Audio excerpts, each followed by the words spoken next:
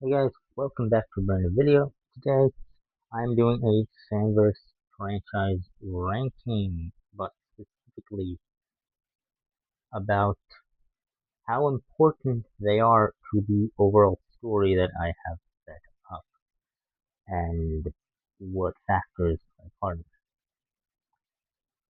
So, these are all the franchises I have here in the Fanverse so far, and I don't think I'll be adding any more.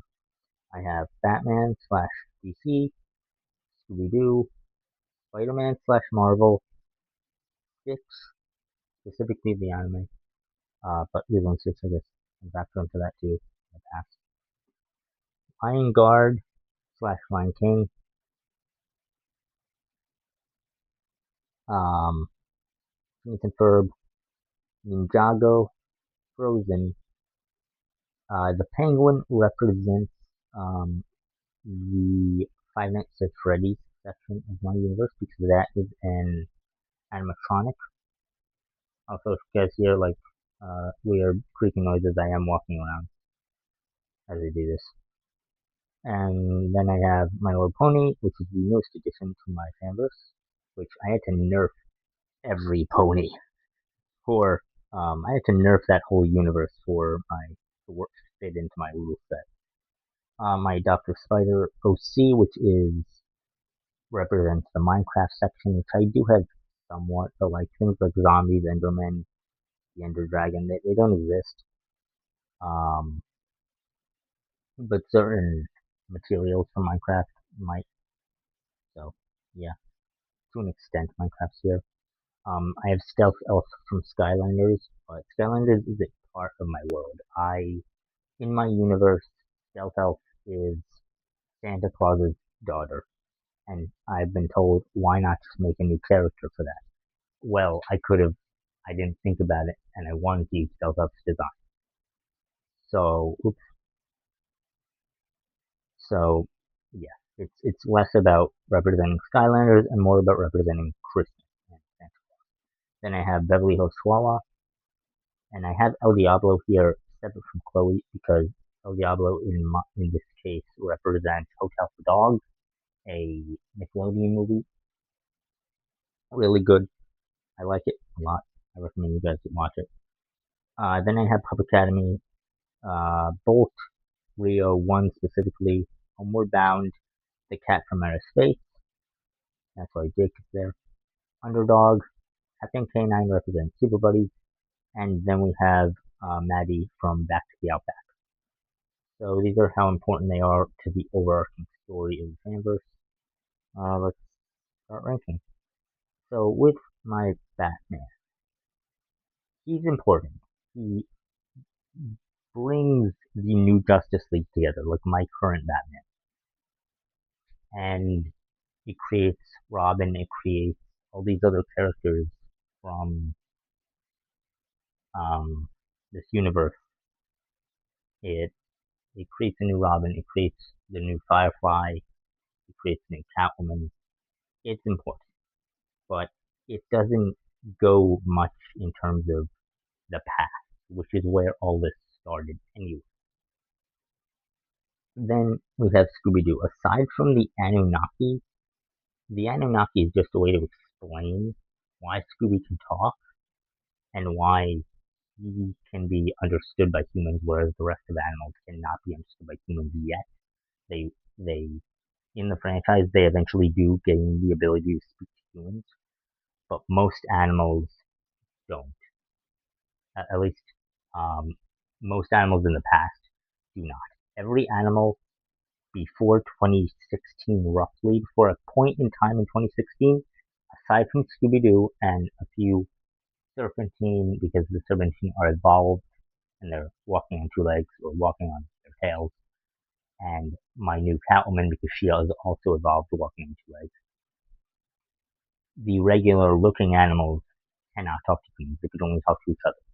And after a certain point in 2016, all bets are off. They could all talk to humans. Scooby Doo was always the exception, or he could talk to humans from the moment he was born. Not literally, but from a very young age. Because the Anunnaki, one of his ancestors, was able to talk to humans because they weren't real animals; they were posing as animals. In my universe, they're just aliens. I'm not sure what they are in myth or whatever, but in my since I only know them from Scooby Doo. So yeah.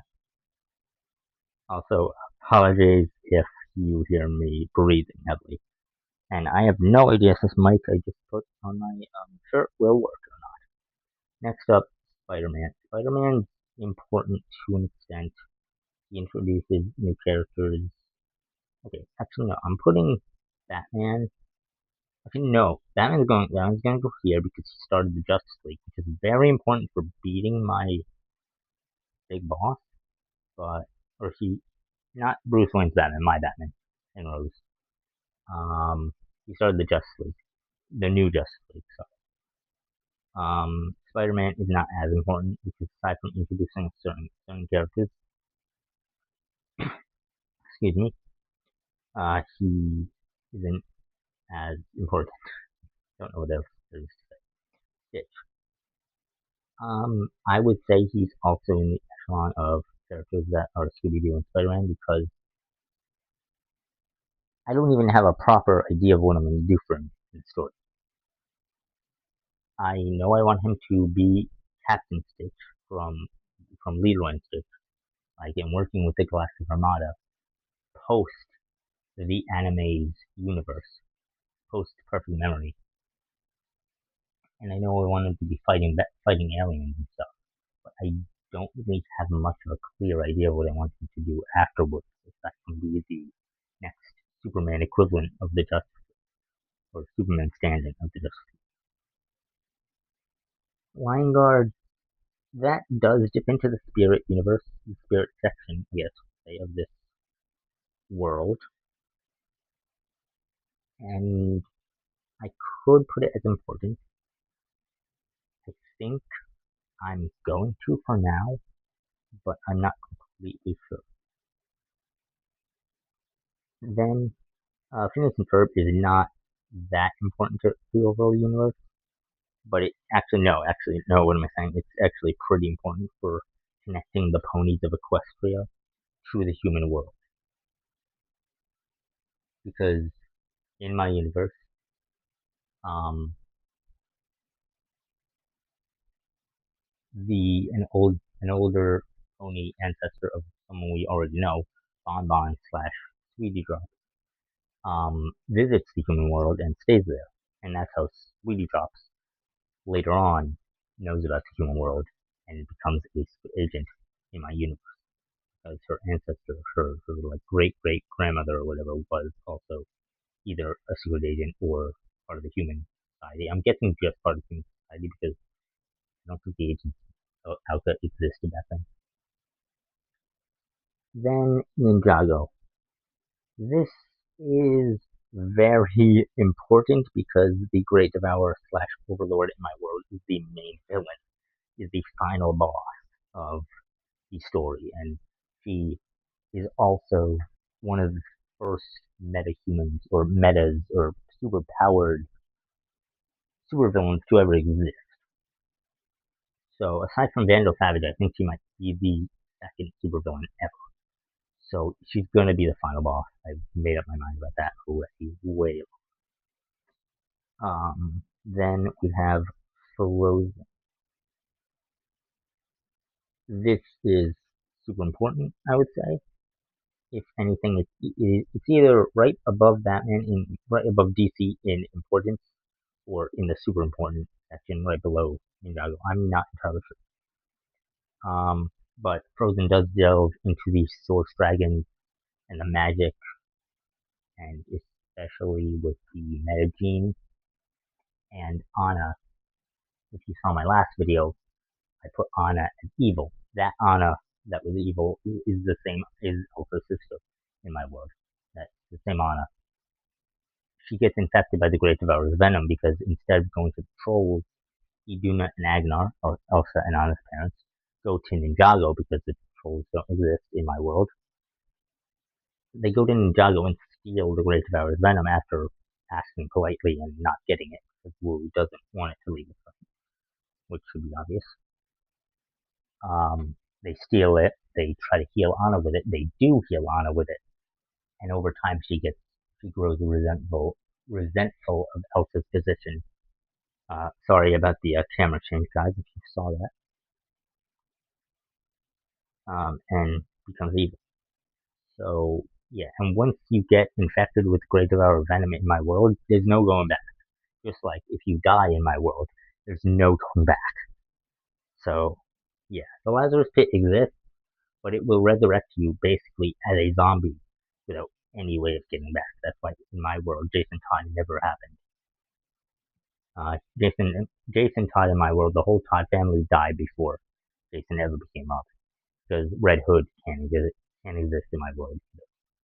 And so, and plus, I'd rather have had it as just four of the Bat family members, similar to the animated series. Excuse me.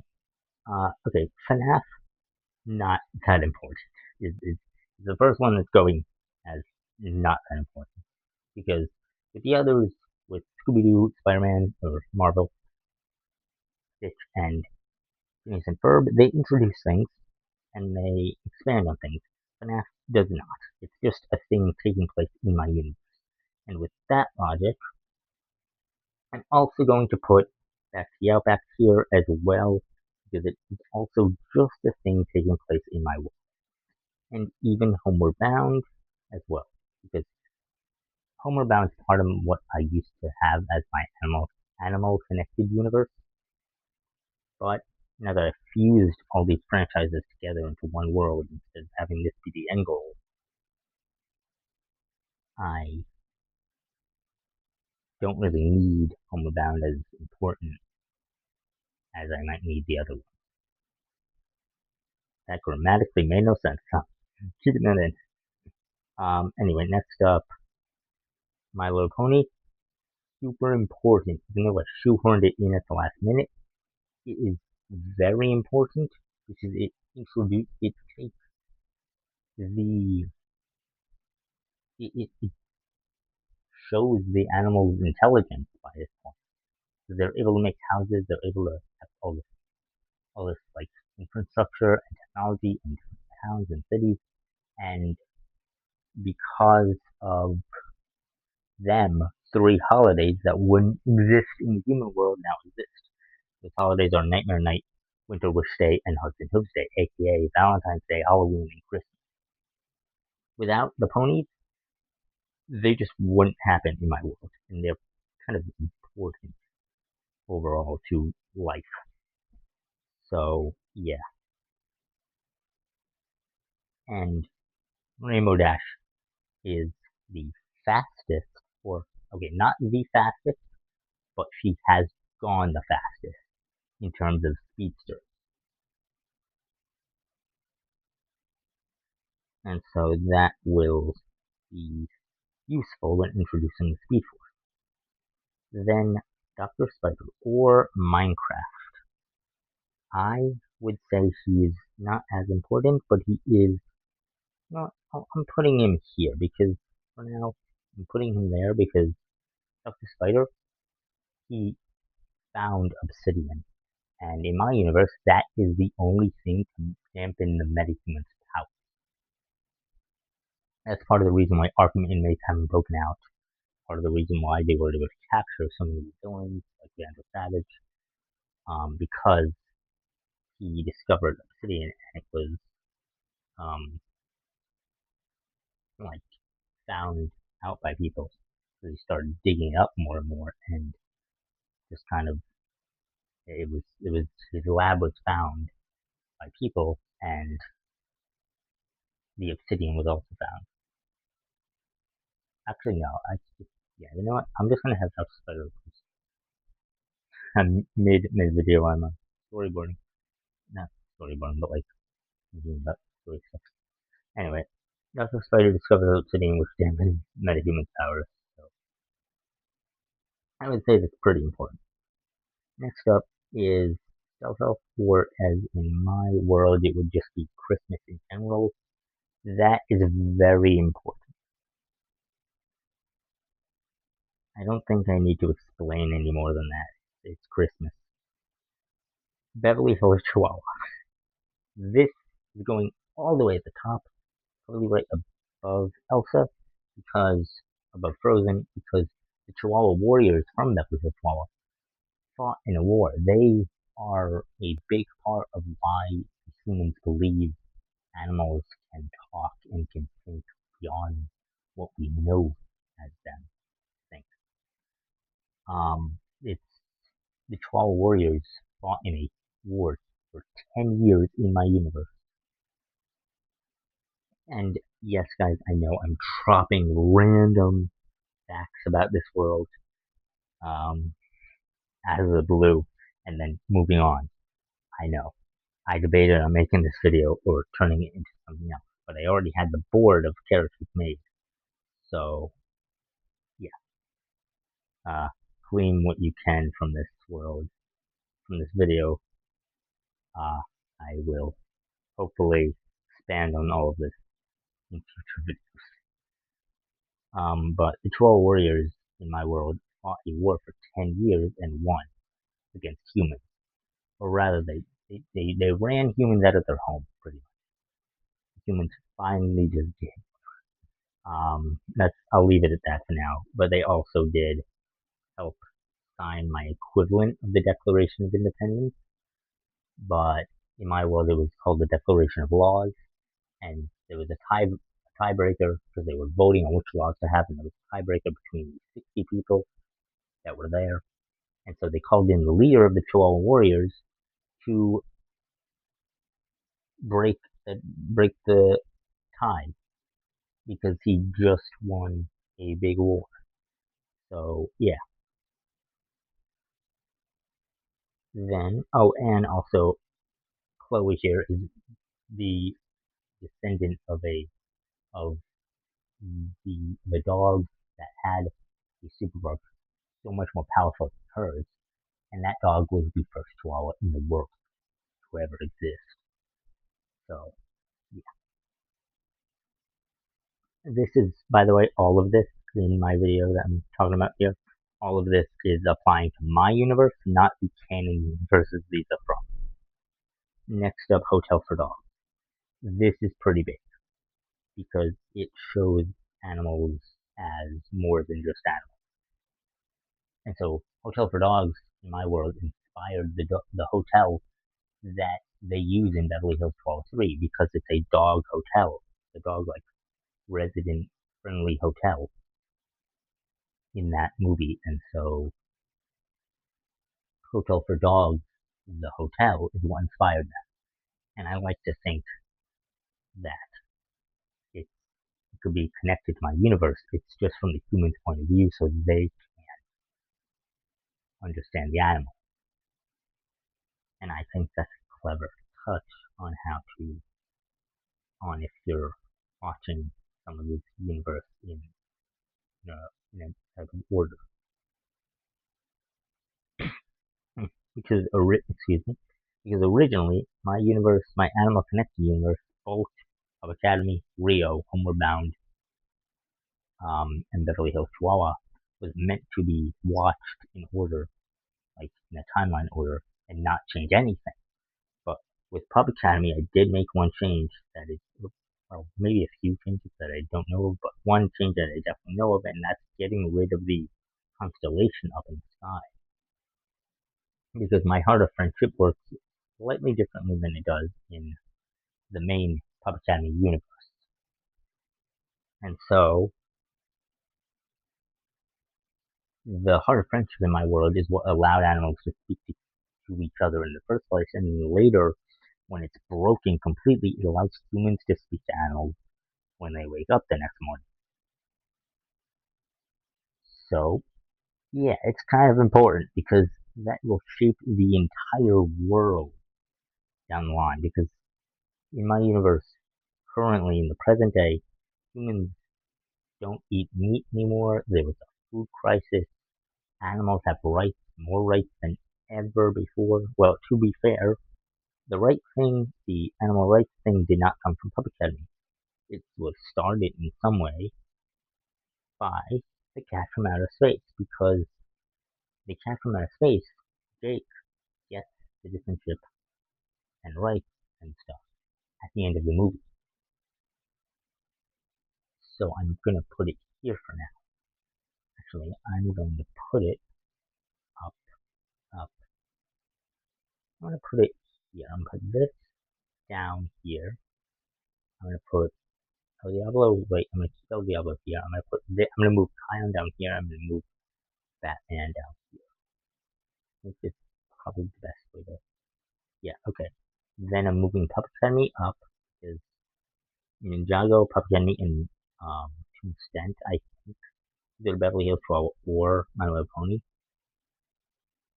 Those are probably the most important. Then Bolt. Bolt isn't as important. It connects to Rio in a way because in my universe, Linda from Rio 1 is is the daughter of Penny's mom from Bolt in my headcanon. In my headcanon and in my universe. It's not as important, technically speaking, just like Rio is also not as important, but it is part of the Justice League, so I will put him slightly higher. And the franchise of Rio doesn't exactly influence much in the overall story, so I'm going to. Although I'm putting Scooby Doo down here because he's not going to be used much in my stuff, in my universe that much. Underdog. Underdog is the second version of Superman, basically. He's Superman's successor in my world, pretty much. Um, so he's important to an extent, and he might be the fastest in my world, aside from the Speed Force herself and maybe Rainbow Dash. But I'm still debating on how I should handle that speed stuff. Super Buddy's not too important. It introduces some of the space stuff a bit more, but Stitch already does that. So I'm gonna put it for now right here. This I'm actually gonna move up to, yeah, let's say here, because without, as I explained earlier, without um the, okay, you can see the modern the modern ponies don't know about the humans as much as they already do. Because it's one thing that a pony living in the past knows about humans, it's another thing if a present day pony knows about humans and works for humans. So yeah. Oh, and regarding My Little Pony, there was in my universe the Great War, which is called, which in my universe World War II is called the Great War, and it takes place in the 60s.